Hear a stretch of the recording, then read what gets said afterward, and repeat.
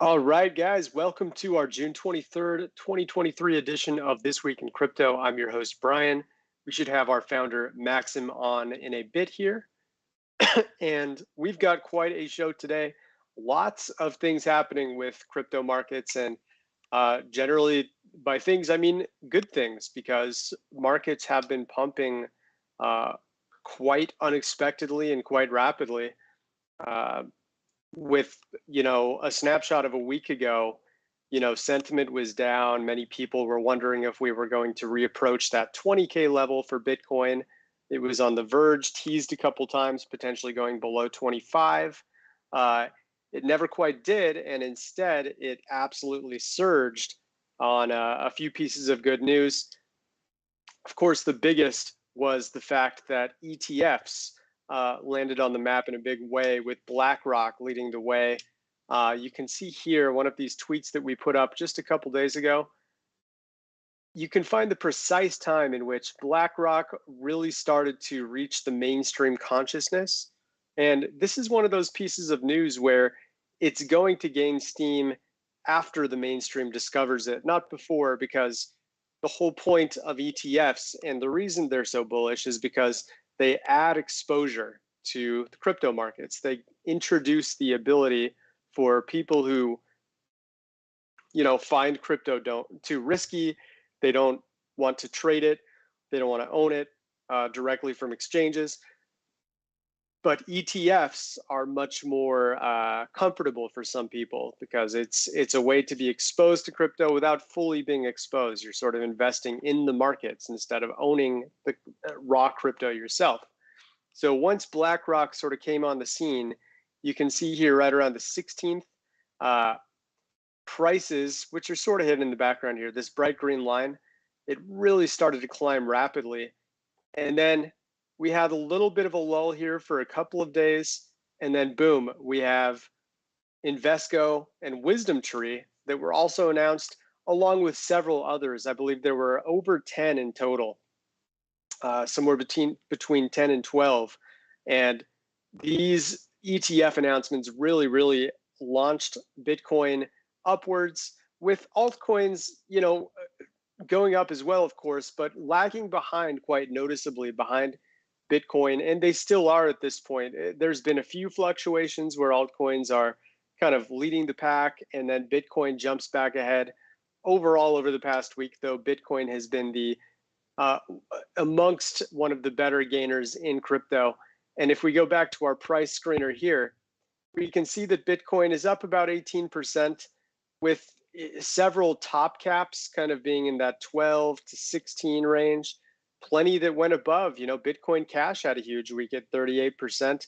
I believe they are being offered as part of these ETF exposures, and that's a big reason why.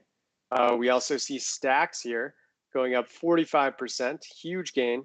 Conflux 40%, and just anything that wasn't a stable coin, these flat markers here, they're pretty much all climbing up, with the exception of KuCoin, Quant. That's a stable coin, Paxos Standard, but you get the idea. I mean, 95 to 97% of assets that were not stable coins climbed over the past week, some quite significantly. So if we look at the overall market cap in terms of the 2,600-ish assets that we're tracking, it climbed by about 7.5%. Screener volume didn't have much of a change, interestingly. So volume kind of had a few days where it surged, as we showed in this tweet. You can see how Bitcoin climbed quite significantly with its trading volume, and I'll show you the real-time updates in a moment here. But yeah, it did kind of top off, and it did just start to go down a little bit. But you can see how whale transactions were just climbing and climbing as prices were going up. You can see right here, the one that's sort of semi-transparent, covered by the caption. That is where you really started to see that whales were getting involved, engaging on the way up. Notice that it was a gradual climb in whale transactions instead of just a few anomalous spikes.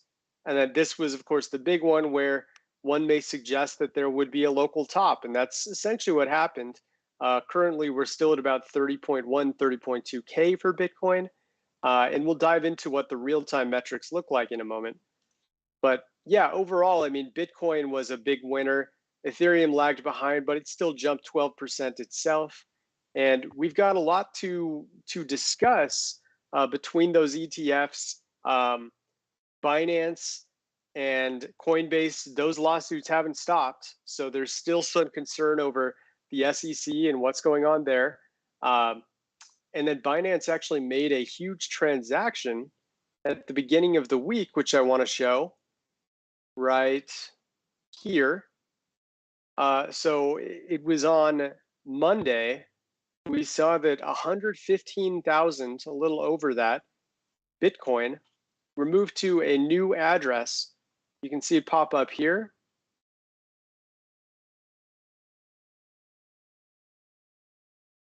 Or perhaps not.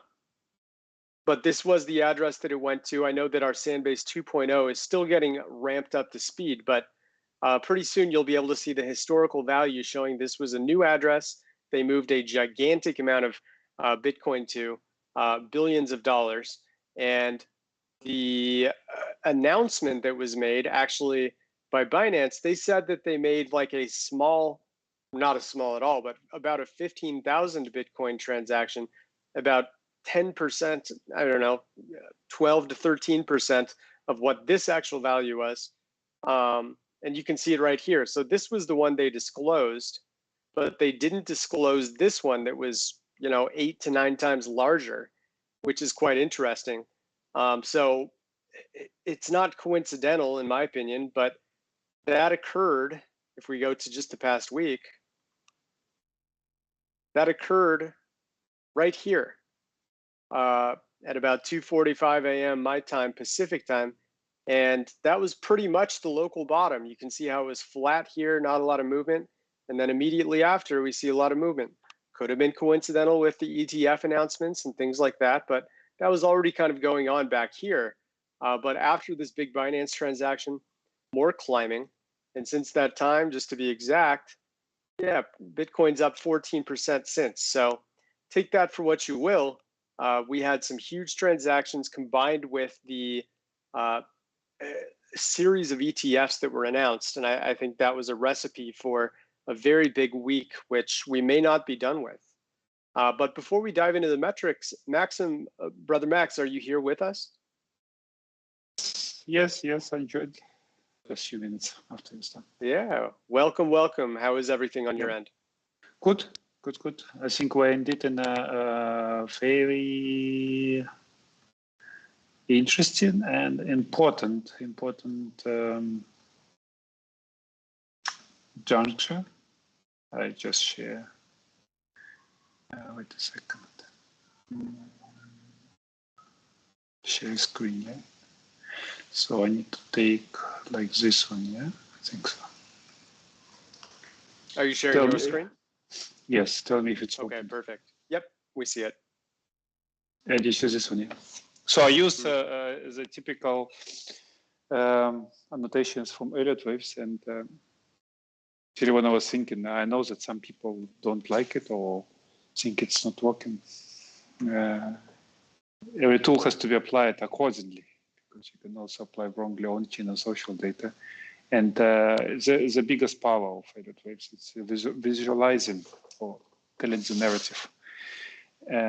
From this point of view, we have like two pushes up, and both of them actually quite nicely impulsive movement. And the important junction now, it could be just the end of move and we make a new low. Or what I'm currently prefer, if we make one new top, I don't know, here's Ethereum 1950 or 2000, doesn't matter much. Probably 2000 is a good round number. Market tries to get there.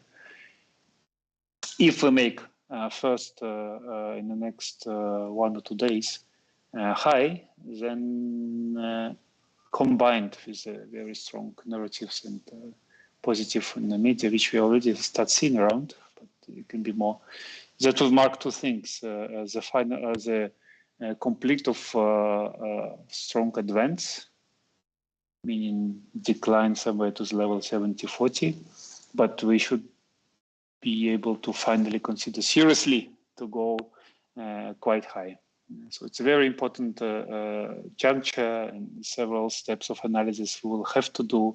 But one major thing we should make eventually, maybe not right now, maybe going a bit lower, first one high, yeah, combined with very positive vibe. If we do it, there will be interesting times ahead.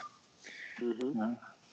What do you think about the likelihood of Ethereum being able to fluctuate independently over this next week? Because I think for the most part, it's been pretty pegged to Bitcoin along with most other assets. That's normal. I mean, actually, it's a good sign if we go from some lows. The first two things which are moving exactly like this, that will be Bitcoin and now Ethereum. Bitcoin is the first one. So by itself, it's a very good sign. I would be super suspicious and recommend everyone be very suspicious if what you believe to be bottom and then suddenly Pepecoin is the leading market, or Dogecoin, I don't know, Solana, or whatever you call, or Cardano for this purpose. If anything except Bitcoin or Ethereum leading recovery, that's a bad sign. Usually just preparation for more pain ahead. But if Bitcoin is rising and then together with this, and actually outperforming Ethereum, from what we can see, it's been outperforming Ethereum quite. So it's a very good sign. Yeah, things can turn around once if it's a prolonged rally, let's say 1, 2, 3 months, things will catch up. First, Ethereum will catch up, then eventually, then some altcoins. We'll see which one. It depends on which narrative will be part of this recovery. And then again, as always, some extremely risky assets. Last time it was Pepe. We'll see what will happen this time. But yeah, starting from Bitcoin, this is the right way to go. That's why it's one of the reasons where I was okay. Well, it's a good start. I like it. I'd like to see it. And let's see if we make a new high. Yeah? Slightly high. It must happen. Otherwise, till now, it's only 3-way. Okay, in theory, it's only 3 ways. One correction, another strong, very typical. And I saw many metrics. It's usually would be the confirmation of how you see beginning of impulse, but we need to make a new high. I think the Elliott wave is a really good way of looking at this, and I know it can be an imperfect science at times, but nothing is perfect. It's just very easy to tell the story, or let's say it's easy for you to set up risk parameters or some something which you can evolve. And the biggest mistake people make, they take some part of reality existing Elliott wave count, a bit like what I shared on another one, and say you must stick to it. No, the new information comes in, new metrics, new data, so be it social and chain. You adjusting, you must adjust. You may even change your count. It's this flexibility says, so what is the usage of be it Elliott waves or anything else if you are changing it? Well, if you don't change it, then you stay like plan B. Ethereum or Bitcoin will be 100 to 200,000. Okay, you stick to it, so what? You lost all your money. Or other way around, yeah. Or there is Peter Schiff, yeah, Bitcoin is useless, you buy gold. Okay, you stick with it for 5 years, so what? You also lost everything. Sticking to something, it's not the way. You are just, it's the balance between adjusting and doing it too often, which is not good, or don't do it at all, which is also good. You adjust. As the more information is coming, we are about predicting the future and or understanding the future, and it's constantly something comes into the market which no one anticipated. That's why no one can predict the price, and then you adjust accordingly and you proceed. And the Elliott waves, the good part is with some other approaches, you can set your risk parameters relatively clear. Yeah? Some others have no risk framework at all. This has something which is relatively good. And the most important is to define your risks. Yeah. Okay, but enough. What I want to say is that if we make over the course of today or tomorrow, or day after tomorrow, a new high, good. And combined with a very good positive news, super good. If I'm able to do it, let's see. For now, I think still maybe one more little bit dive, 80-20 in Ethereum, 80-40. It will be more healthy, or to scare around more hands, but it's too small details. It doesn't matter so much. Yeah, thanks for sharing, Max. I like your take on this, and I think my own assessment is quite similar. We're in a state where things could very well, taper off, maybe have something like a week-long cool down as people worry about whether this surge was real or not. And then eventually I think we get back to the point where we are benefiting from these ETFs that were announced, because there really is no denying that exposure is much better now with ETFs and so many options out there for investing in Bitcoin that weren't really existent before. So why don't we move over to our on-chain metrics now, take a look at what is actually happening on the network.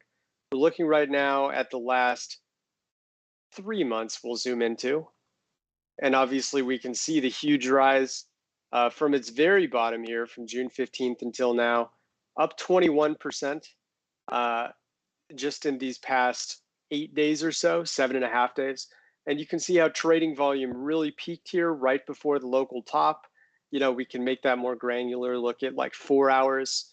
And you can see how it really just started to taper off right before the all-time high, or local top, I should say, and then declined swiftly.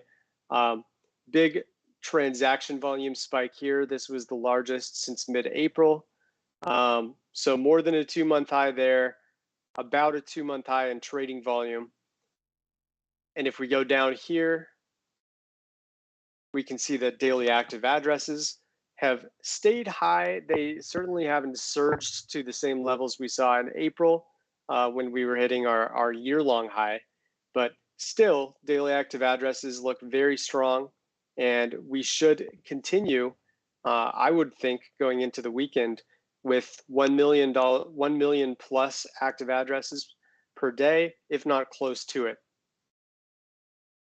Circulation, still not, it can look better, we should say, in terms of circulation. The amount of unique tokens that are actually moving aren't going to really be impacted by ETFs and traders that are getting into the space right now. And if we look at the NVT model, I'll give that a quick refresh. It might take a minute or so to load, but it's basically a continuation of bearish signals right now. And the big reason is because the market cap has grown since December, when we were down at 16.5 to close the year, and it's now up at 27. But if we go back to circulation, there really isn't a ton of improvement. If we even go back to December here, we see that prices are up significantly. They've obviously climbed, at least 50% since that time. And circulation has not. It's kind of stayed quite flat. You can see the 30-day line is actually showing that it's arguably dropped down. Objectively, it's dropped down. So we need to be mindful that that is a bearish divergence that's forming. Yeah, I won't bother trying to refresh this right now, but long story short, we're in our 10th straight month of a bearish divergence. So long-term wise, there's still a little bit to be desired in terms of added utility on the network that would be much needed right now. MVRV, let me take off the axes because I know we recently changed to percentages on Sandbase 2.0.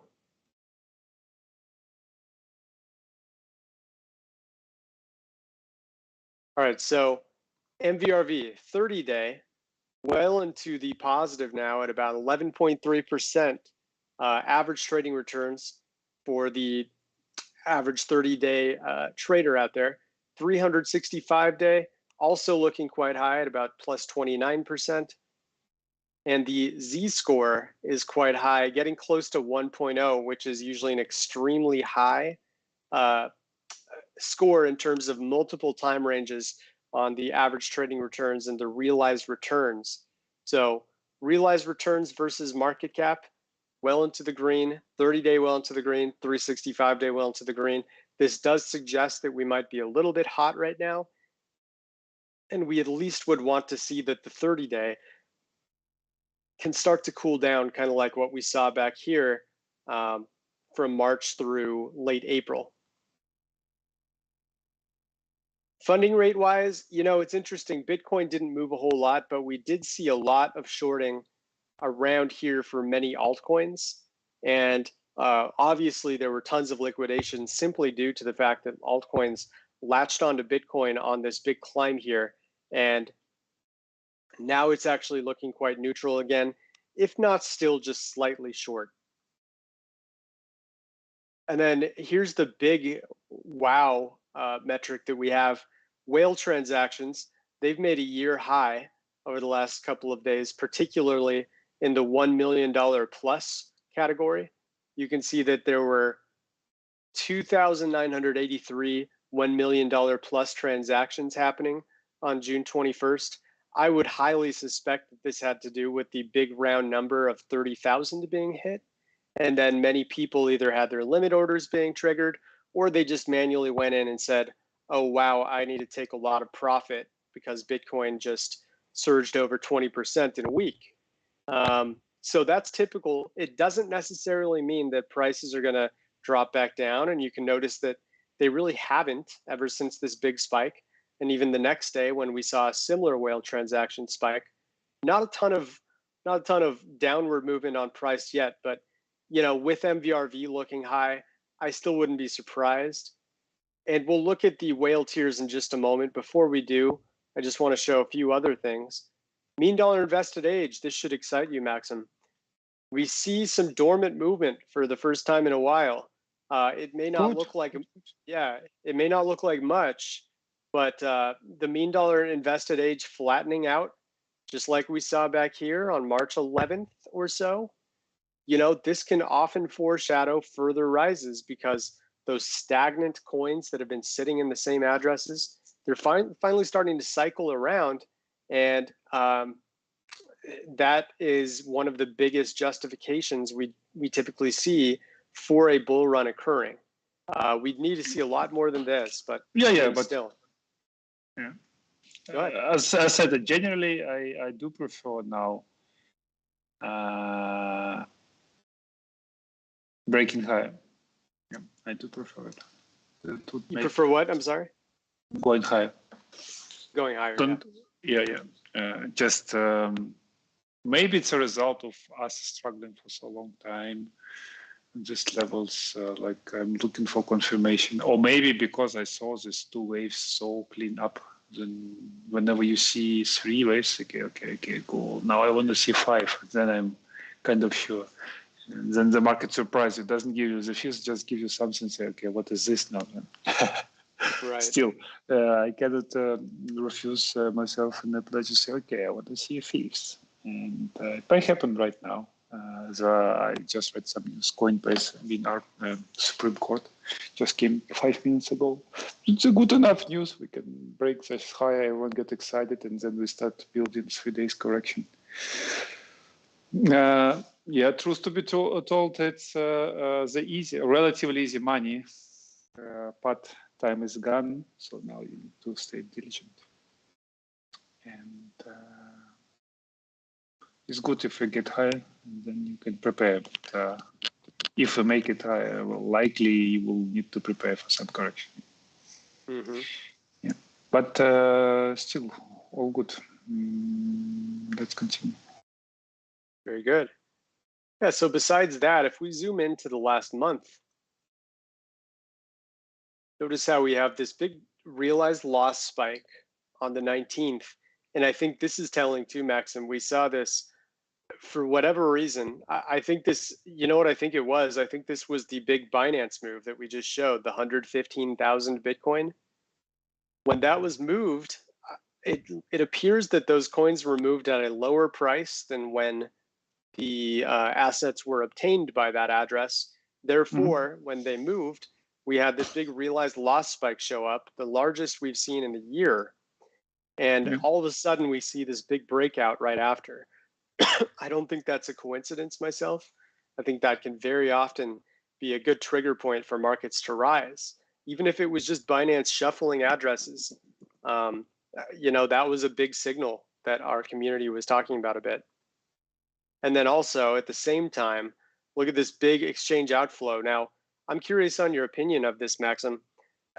If this 115,000 Bitcoin was just moved into another Binance address, would our system pick it up as another exchange address? Okay. Depends. It's if these new addresses are newly generated ones. Of course, first it's pick up to the outflow, and then eventually when data science teams label these addresses as Binance and we rerun calculations, it will be removed from a chart of outflows. It will still stay as a coinage, but it will not be outflow. And I think it might take some time. Yeah, I mean, however many days or weeks it takes, this will be a big finding for us, because if it indeed was, an exchange address, then this outflow will go away and we'll still see supply and exchanges in the 6.5% range. But if this is actually a cold storage account, that would be a pretty big finding, because it means this outflow is legitimate and there really was this huge drop from 6.4% down to 5.7% due to that 115,000 Bitcoin that were moved. So we're kind of on pins and needles to find out whether it was or not. And if not, or I'm sorry, if it actually was a cold storage account, then this rise is more justified because there really is less Bitcoin on exchanges to sell. So keep an eye on that, and we'll keep you posted on Twitter if and when we find out what kind of address it really was moved to. In the meantime, you can see how social dominance has really started to pick up again, as you would expect with Bitcoin ETFs popping up all over the place. A lot more natural discussion about BTC. If we just zoom out here to a daily basis, you can see the gradual climb that's happened since June 13th. We typically look for 20% or better, which is right around there. So right now, Bitcoin is back in the healthy zone in terms of discussion rate. And other than this area where you can see prices were dropping when Bitcoin social dominance was below, it's been actually in a pretty healthy state for most of the past month or so. So we're happy to see that, and a rising social dominance will certainly aid the likelihood of Bitcoin continuing to climb and maybe even get to 35K. We'll have to wait and see. Weighted sentiment, I would wait on using this metric right now, folks, because of the fact that we had that recent Twitter API change that we announced on our Twitter, Discord, and Telegram. Give it something like a couple of months for data to normalize, and then we'll start to talk a lot more about weighted sentiment and how different assets are experiencing these fluctuations. But for now, it's all going to look negative because there is simply much less data that we're scraping, and that's a good thing because we've gotten rid of a lot of the noise. All right, now with that said, I promised I'd show you guys what the whales are doing right now, and it's a pretty big story. The climb here really started, I mean, we could even say going back to June 5th, but realistically, the past 10 days or so, a rise of about 0.28, 0.29% of the supply held by 10 to 10,000 BTC addresses. That's a pretty big move. And if we zoom out to the last year, it puts it in a little more context. If I isolate just this Bitcoin shark and whale line, look at this turnaround. This slide has really been going on for about a year and a half, going back to the all-time high in November of 2021. That's how long sharks and whales had been taking profit. But we look, and even after a little bit of a tease here and further decline, we finally started to hit what looks to be a bottom in terms of shark and whale holdings on April 10th, which was ironically right when we saw that all-time or local top for 2023. And then it started to climb as prices were declining. And it's finally looking like it's starting to pay off because prices have rebounded and sharks and whales had been accumulating ever since prices started declining. So once again, sharks and whales come out on top. They make a profit by buying this dip going on.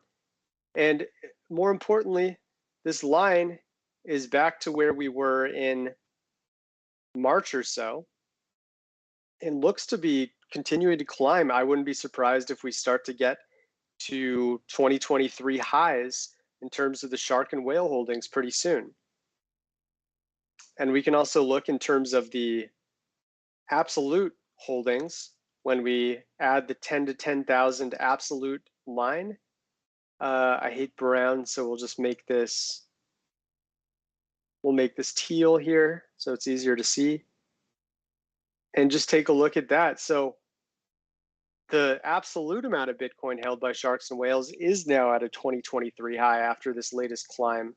And we can see if we highlight from April 10th until now, the total accumulation is 154,280 Bitcoin, or 1.2% increase on their holdings in just about 6-7 weeks or so. That's a very large increase in a relatively short amount of time. and something that should give us confidence if we're on the bullish end of things. I like to see this quite a bit, Maxim, and I wouldn't be surprised if this is something that we just continue to see a positive trend on in the next month or two.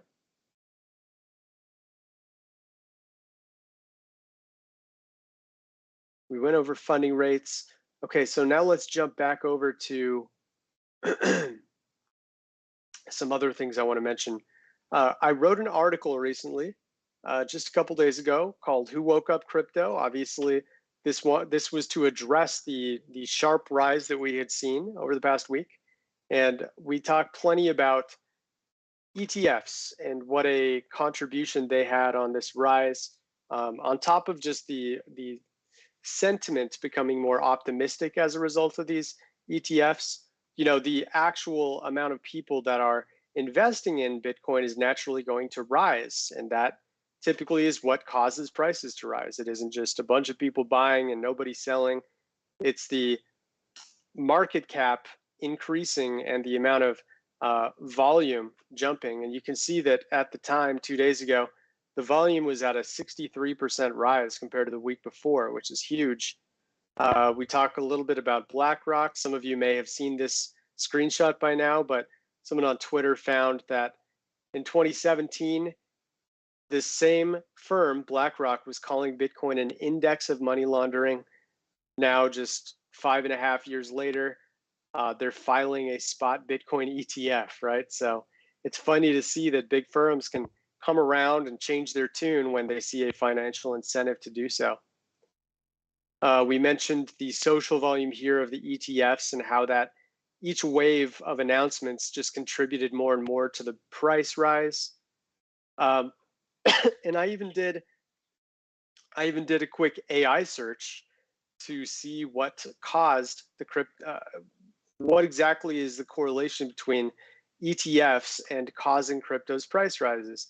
And the AI bot said new crypto ETFs can cause crypto rises because they increase the accessibility and exposure of cryptocurrencies to a broader range of investors.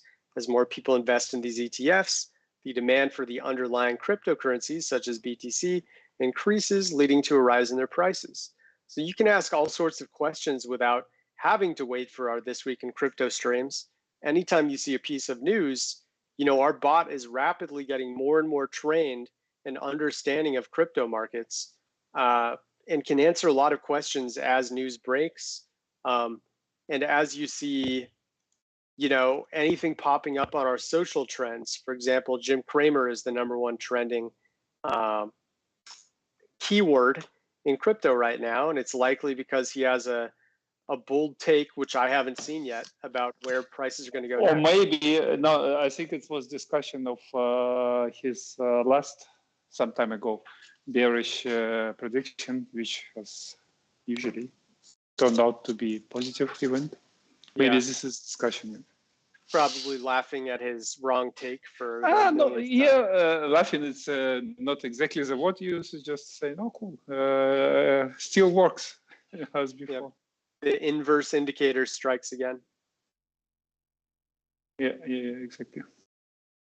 But yeah, I mean, I definitely recommend checking out our AI bot. If you don't have access, just message us in our general channel on Discord and we'll hook you up with that bot so you can ask it questions just like I did and get some pretty useful information, not just about the overall things that are affecting all of crypto, but you could ask about, you know, Arbitrum or Polkadot or any other asset that you might have some interest in and see what the bot has to say about it as of late.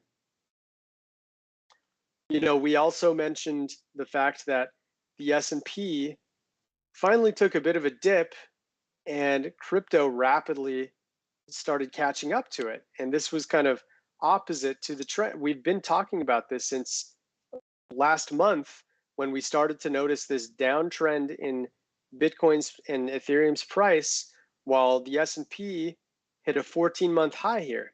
And we said there would likely be a catch-up that would be gradual and show that crypto still has some correlation to equities, and that, you know, the powers that be are buying low and selling high on one versus the other constantly, we didn't expect that it would just catch up almost instantly. You know, it's shocking how fast Bitcoin can rise compared to the S&P, which is of course a lot more gradual. So we see the correlation there, and we actually see that the S&P has been dropping due to a little bit of dollarizing, but crypto, which can be sensitive to dollarizing, pretty much ignored it this time around and said, 10 new ETFs, it's time for me to rocket launch, and that's essentially what happened. And meanwhile, gold is actually dropping quite a bit, which is interesting as well, down to close to a 3-month low. We also talked about how the midterm MVRVs, this is looking at the 30, 90, and 180-day MVRVs, they're still showing quite a bit of undervaluation for a lot of different assets right now. And this has to be a good sign if you're bullish.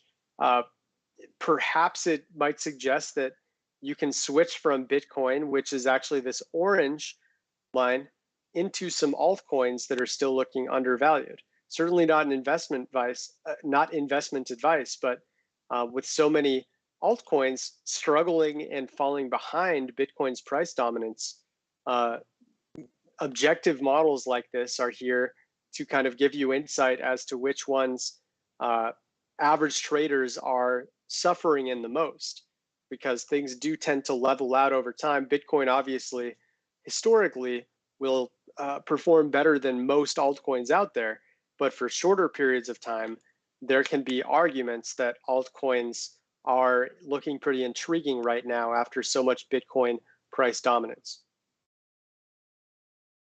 So I definitely recommend you checking out that article. We had a few others that are up as well too. You can check out this social trending history, which one of our community members wrote. One of our staff members wrote about Aragon a few days ago and its huge run that was going pretty parabolic even compared to Bitcoin. At the beginning of the week, I mentioned that huge 115,000 Bitcoin move by Binance. We talk about that. And then, of course, we had our June mid-month report that was posted a week ago today. And I'll have another one that's put out next week. So check the last one out and be ready for the recap report a week from now. All right. Yeah, I think this is a good point for us to pivot, and we can look into some questions. Balresh, I know you posted a few on Discord here. I see that Arbitrum is being requested as well as Cardano. So Maxim, you and I can look at the two assets together really quick and see what is showing for. Yeah, and I even think for Arbitrum we have native on-chain, right? What does that mean, negative on-chain? On-chain metrics? Yeah, no, we have them. Yeah, definitely. We've got plenty. So as far as Arbitrum goes, we can see volume has been fairly tame over the past month. Transaction volume also tame, so not a great amount of movement despite the big run from Bitcoin. Obviously, starting on the 13th is when Bitcoin really started to surge. But you can see that there's still been plenty of rise, with Arbitrum being at 91 cents on June 15th and peaking out at about $1.16, a 27% rise on June 21st. Since June 21st, it has dropped about 5%, but still up, between the 15th and now it's up 20%. As far as circulation, not much here to suggest that there's a big utility rise that might justify a further jump. It was interesting that we saw these big daily active addresses and circulation spikes back here at the end of May, right before a local top, and then kind of nothing since. So oftentimes with these smaller assets, one sudden utility spike is actually a signal of big traders taking profit. So it's arguably a good thing that we're not seeing some huge spikes right now after this big 20% run over the past week. MVRV wise, we can see that 30-day traders are right at about neutral. It looks like the 365-day is showing negative 99%, which is not accurate. So you can ignore that for now. But at least on the 30-day side, I would be confident that that's accurate. And it's basically showing that there's a neutral signal in terms of over versus undervaluation of Arbitrum at the moment. Whale transactions, we're not seeing a ton here. We did see this big accumulation spike on June 20th, where there were 228 separate Arbitrum transactions. And it's similar to what we saw on June 10th, which was also at a bottom. So I would say that we want to look for maybe one more big whale transaction spike now that prices appear to be on the decline again and giving up some of the ground that it had gained over the past 3 days or so in particular. If we see another whale transaction spike, I would say that that is a good sign that more accumulation is going on. And we can validate that by looking at the different tiers of holders right now. With Arbitrum at a little over $1 at the moment, I would say sharks start at the 10K level, go to all the way up to about 10 million. We're gonna not look at percentages because these look wonky. None should say over 100%. That's better. Okay, so looking at the raw amount of Arbitrum being held right now, we'll add price.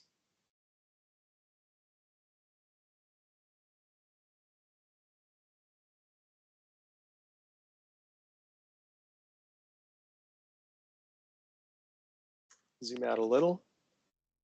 All right, so here's the 6-month look at the key holders, the sharks and the whales of Arbitrum. And yeah, this looks like a pretty good sign to me. Lots and lots of accumulation going on for all three. And yeah, it looks like they're tapering off a tiny bit, but these are still essentially 6-month highs. I put 3 months. Let me make sure that's 6 months. Oh, we only have data since March 20th. That's why.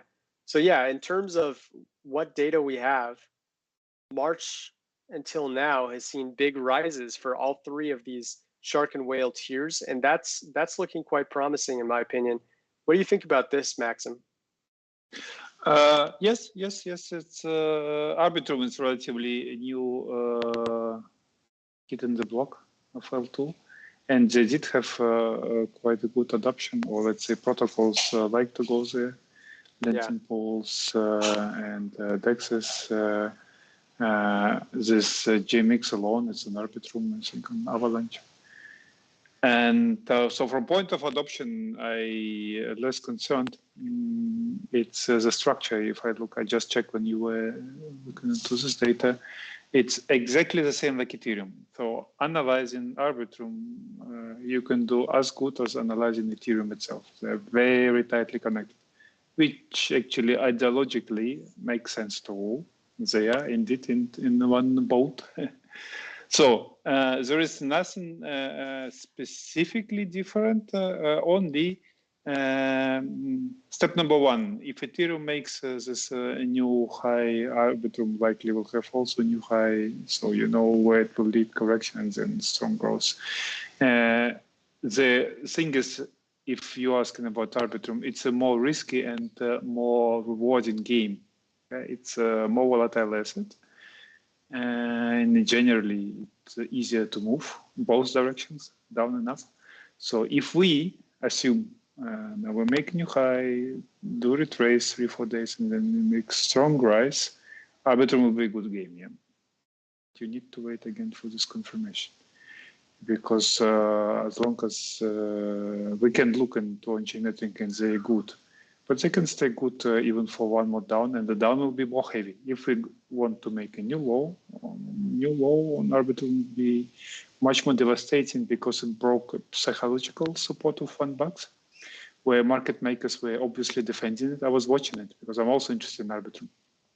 exactly for the purpose, probably for the same purpose, like the person who asked, they have quite good adoption.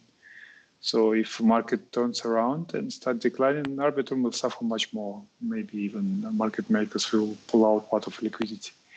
But if we make this new high, 3-4 days correction, maybe some bad news, yeah, Arbitrum will be even better place in it. Yeah. So this is a summary. Just look into the whole market. Go to the whole market. From otherwise, Arbitrum looks okay.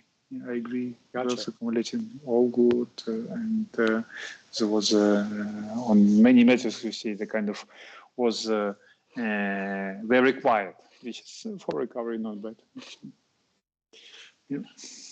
Yeah, so it definitely sounds like it's high risk, high reward. Yeah. Yeah. Higher risk and higher reward than Bitcoin. Gotcha. As far as any significance on the profit versus loss transactions going on, it looks like we're pretty even right now. Dormant activity, not much to say. Arbitrum is at least because it's such a new asset, there may not be much movement on this for quite some time, but if there is a dormant movement, that would be a very good sign. Not really any realized profit or loss. It's quite flat. Social volume and dominance, it's generally being ignored. You can ignore the social volume because of the API changes, but dominance is still very relevant. And it's showing that Arbitrum really isn't being discussed right now. So one can argue it's certainly under the radar at the moment. And as far as development activity, we can also be happy to see that it does appear to be moving in the right direction since we first started getting GitHub data. If we go back a year, let's see how far back it goes. Yeah, so even before it was publicly available, we were seeing plenty of development activity. And since it became public, it appears development activity is rising. So it is a healthy asset that is actively being worked on. So yeah, that's a summary on Arbitrum. Thank you to the community member who requested that. And we'll just transition right into Cardano now and see what's going on here. All right, so Cardano is quite interesting. We're seeing continued rises in transaction volume. And this is another thing I'd like to get your take on. I saw this about a week or two ago. Why do you think, Maxim, the transaction volume for Cardano has been on such an uptick ever since early February? We should ask people who are familiar with Cardano. There is obviously a reason for it. Is it only amount of transaction or also transaction volume, so both? This is since December, so 6 months. No, is it both amount of transaction and transaction volumes, or only one of them? So this is the amount of transaction volume, and then we have volume in dollars. Okay. I see. So as far as transaction,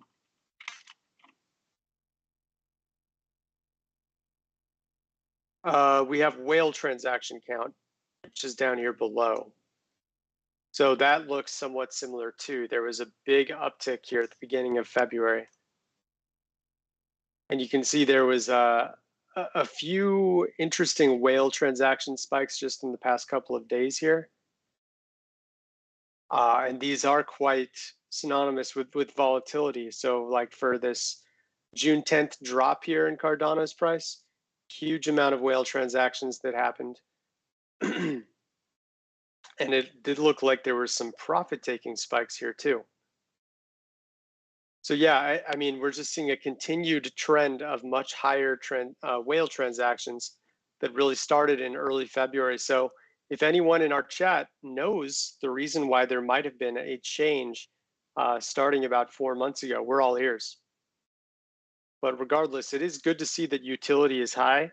Also take a look at these shorts.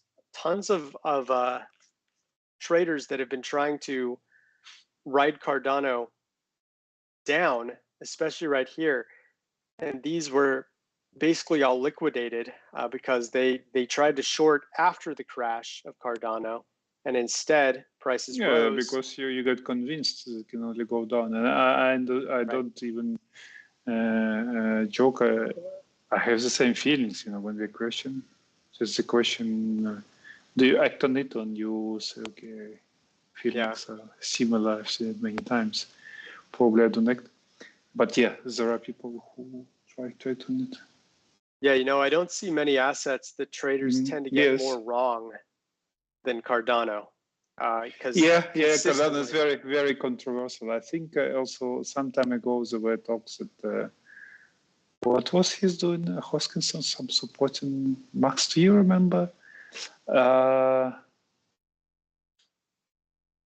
Going to space. I don't know. There was some crazy stuff where people could have thought during this last decline bear market that he's just wasting his time, energy, and again he doesn't care about his project. And they short and they wrecked. It's very typical. Yeah, you have to wonder if the words that he says are intentional to make people feel that way. And no, I don't think so. He might say something to tease you, yes, but not intentionally to like this too much to for advanced games. Teasing, yeah, he is the one who can tease you. Yeah, but not more than that. But yeah, it's indeed good. I didn't even know, or I didn't pay attention. Cardano is not so often on my radar. That indeed it's a very nice short in which might mark the bottom. We were looking for negative sentiment visible on derivatives, and on Bitcoin and Ethereum was not much. No, next time I will look into Cardano. Cool. And is it from where? On which exchange? This is on Binance. Binance, cool. Yeah, Binance. It's where liquidity is cool. And we do have DYDX too. It's a little more since this is on an hourly basis. It's a little harder to tell. I could change it. Binance is good. Binance is good. Yeah, I mean they look pretty similar looking at both DYDX and Binance right now, but Binance definitely has had more extremes where we see these huge short spikes and then prices rise and they all get liquidated. And it's happened every time going back to December, March, and then just a couple of weeks ago. And there's still a lot of shorts here, it appears. So I would keep an eye on that. If it starts to get into this extreme short area, that's historically a very good time to buy based on what we're seeing here. And even on the other side, look at this one lone long spike where people started to get confident and then it dumps and those longs go away. So it rarely has seen longs on it. Yeah. So as we mentioned, whale transactions still quite high. We might be able to get a little info from looking at the tiers. So if we look at anywhere between 1K to about, well, we'll go all the way up to 10 million. We'll look at all four of these. Go to the past year. And the absolute amount of Cardano held by these addresses does look like it's still moving in the right direction. This appeared, this orange line here, this big drop, that was a concern. It does look like these 1 million to 10 million Cardano addresses have a little bit of insider knowledge about the price, and they have dumped, on right before some slides happen on a couple different occasions, and then they start to accumulate after it drops. So I might even argue that all you really need to pay attention to is this orange line. And then these are probably a little bit too high because they're going to be a lot of exchange addresses holding 10 million to 100 million Cardano. But there still could be some merit there as well. And that one is going down significantly, which is a bit of a concern. So looking at just these two, I mean, they're kind of inverse, but if we combine them together, it does look like it's mainly going down still. So yeah, I'm a little concerned about that. I think if you're hoping for a big Cardano rebound, you're waiting to see something that looks a little better than this line, because it does appear that there's been a pretty drastic decline since the beginning, or going back to last year, I should say. especially starting in February.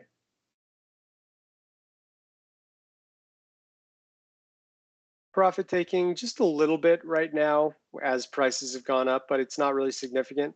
You want to watch out for these really high profit taking spikes. Going back to here, you can see these very often correlate with price tops or close to them. But we're in a pretty safe zone right now, it appears. Did I look at MVRV, by the way? No, I didn't yet. So as far as 30-day MVRV goes, down about 10% on average. That's a good sign, meaning the asset is a bit undervalued at the moment. The 365-day is also quite low at negative 18%. So as far as assets go, this is actually one of the more undervalued ones I've seen in terms of MVRV right now. So trading based on average trading returns, always recommended as a pretty good option. And this suggests that Cardano has seen quite a bit of pain that it hasn't climbed out of yet. So there could be some opportunity for you to buy into others' pain and, you know, get in while there's blood in the streets, as Mr. Buffett says. We're also seeing quite a few realized loss spikes. They've been pretty regular as prices have just dropped and dropped. But, you know, as these accumulate, it just adds to the argument that there could be a turnaround in the near future. So, yeah, I think this is another positive sign, just like MVRV. And then as far as social dominance goes, you can ignore social volume here, but as far as dominance goes, there was a big spike as it crashed a couple of weeks ago, because this Cardano was hit one of the hardest out of any asset. And then it kind of went away, and it's kind of coming back down to earth now, but there's still a little bit of hyper awareness pertaining to Cardano right now that might be worth keeping an eye on. But yeah, that's Arbitrum and Cardano. I do want to mention that Cardano is one of the top developed assets. If we go over to our screener here and we click on development activity, we're going to do it twice.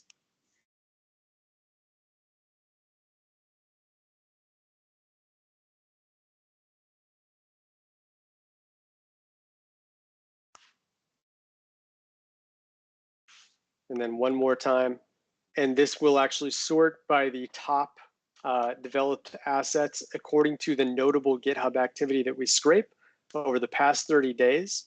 And you will see kind of the usual suspects with Kusama and Polkadot sharing the same repository, continuing to lead the charge. Cardano in third. We have Status, Chainlink, Hedera, Cosmos, Internet Computer, Decentraland Flow. These are often in the top 10, and they kind of change turns with Ethereum a little bit. Vega has been making an ascension lately. Osmosis as well, Aptos, Solana, IOTA, Multiverse X, Sui, Stellar, and Uniswap to round out the top 20 there. Even going down further, Optimism, Chia Network. Filecoin was in the top 10 for quite a while, so I'm surprised to see it's dropped down 23rd. Audius and Avalanche round out the top 25 there. So that's just a little preview we have in terms of the most notably developed assets according to the GitHub activity that we find meaningful. And if you want to read more about how and why we track our development activity this way, feel free to go to our Medium article here, written about 5 years ago now, but still very relevant. Generally, high developed assets tell us a few things: that the people working on it believe the project will be successful. The people working on it believe the project is shipping more features, and there's less probability that the project is just an exit scam. And that last one may be the most important point. If you want to validate that you're in an asset that has some viability and longevity to it, then looking at a rising development activity is never a bad thing to kind of validate that you are in a good asset that can be around for quite some time. But yeah, I think that pretty much does it. Maxim, do you have anything else you'd like to comment on about the markets before we head into this weekend? No, No, we just come back where we started when I joined key event now. Will we have one more slide top in Bitcoin and Ethereum? Especially in Bitcoin. Ethereum, it is possible we make in Bitcoin, don't make it in Ethereum, so kind of fail top because Bitcoin is strong and they're still struggling. And with some good news. Maybe Coinbase will make it, we'll see. So when we have it, then really we need to get sharp focus. Hopefully it will stay clear, decline 3-4 days, some bad news, maybe re-emergence of all the security, whatever talks, you name it, and then you go strong long. So you see, but this only makes sense if the step number 1 happens. The new slide will be stronger top in Bitcoin. Ideally also in Ethereum. Then we'll have a lot of nice plays and setups. My preference actually will be maybe Arbitrum, Ethereum, Arbitrum, maybe GMX. There are enough. But this slight new top, strong new top, is required now before we think anything further.